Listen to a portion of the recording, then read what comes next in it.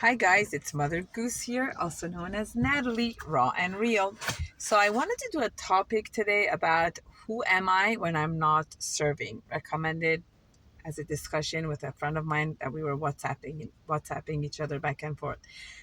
As a woman, many times when we get married and have children, we dissolve into our role as a wife and a mother and into serving. And we think this is going to be ongoing for the rest of our life. To just be as someone who serves, and it could be with the most utmost joy in our heart, the food, the cooking, the cleaning, the laundry, the setting up the lunch, the putting up the dinner. What am I going to make? Buy this, buy that, and it goes on and on and on, right? A time comes that the kids get older, different things happen, and we're not needed as much with what we need to do as serving and taking care of our family, right? So then it's like, so who am I when I'm not serving? We always hear about this midlife crisis happening at 40, but now the new 40 is the 50. And the interesting thing with that age group is that usually that's the time when the kids are getting older, they're going to college, if the couple got married in their 20s or 30s. So the kids are more independent. So then the woman goes through who am I now? And a few things are happening, right?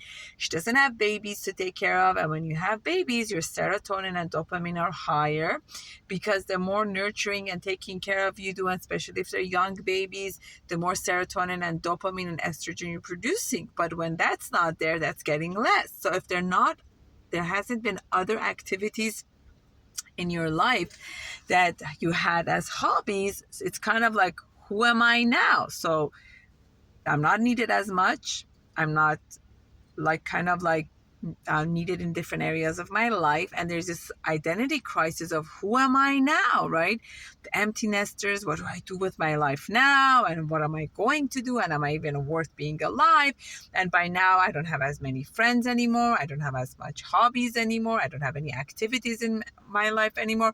Who am I now? So go back and read the prayer of Eshet Chayil, woman of valor, the one that Shlomo HaMelech wrote for her mother Bathsheba. Look at all the things she did with her life.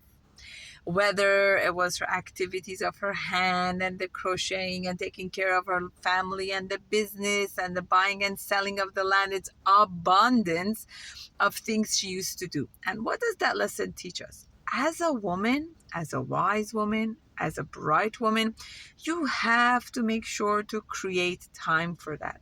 Create time for your own learning, for your own connection with your friends, for your own activities, for your own hobbies, for your own outlet, for your own different things that gives you meaning and purpose in life. Or else, when your purposes of serving is no longer there anymore, you feel like there's no purpose to you. But your only purpose in life should never, ever be to be a wife and a mother. You always should have more meaning to yourselves than that. Because otherwise, when those outlets are not there, who are you then? Who are you then?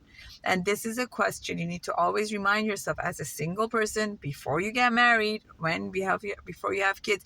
You have to always say, who am I in addition to that? What are my hobbies? What are my activities? What do I love to do?